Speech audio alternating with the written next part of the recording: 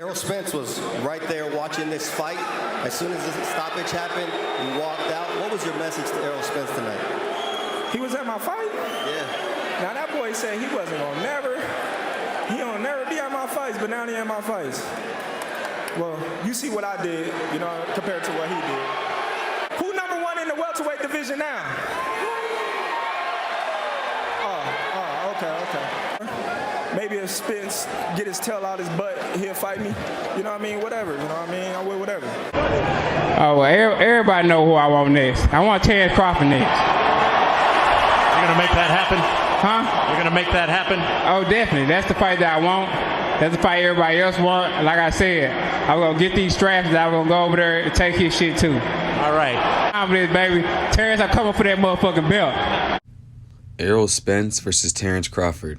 The fight we all been waiting for might actually happen, as they both called each other out in their last fights. Terence Crawford coming off his TKO victory over Sean Porter, and Errol Spence coming over his TKO victory over Yordenis Ugas. This fight will be for the undisputed, for all the belts. The two best fighters in the world right now, top two pound for pound for sure, Terence Crawford versus Errol Spence Jr.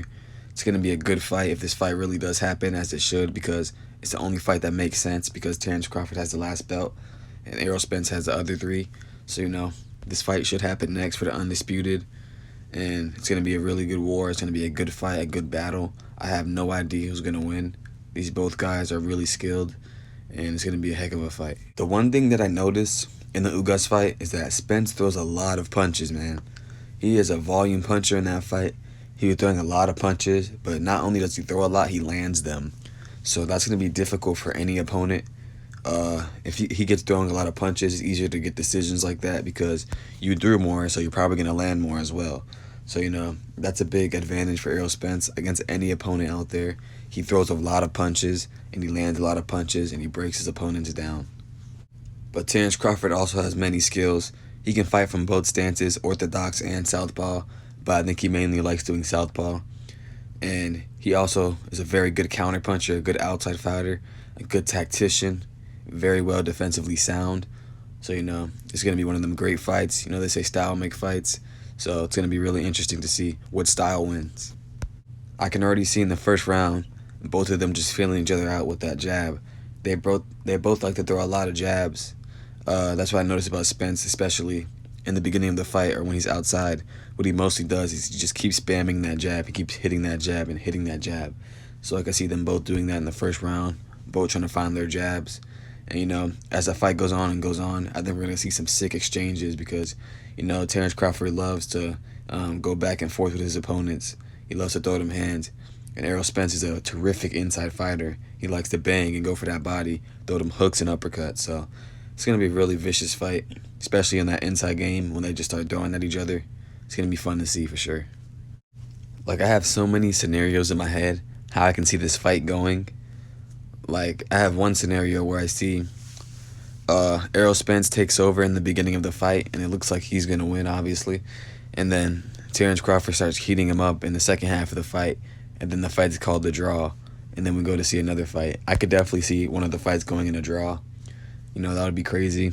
But yeah, that's something I can definitely see happening. Another scenario I can see is Terence Crawford starting off slow, Errol Spence starting off hot, but Terence Crawford starts coming back too late and not enough time, and Errol Spence has outpointed him and outlanded him, and he wins the fight because, Spence throws a lot of volume. So if Terence Crawford isn't throwing that volume back, it's going to be very difficult to beat Spence without finishing him.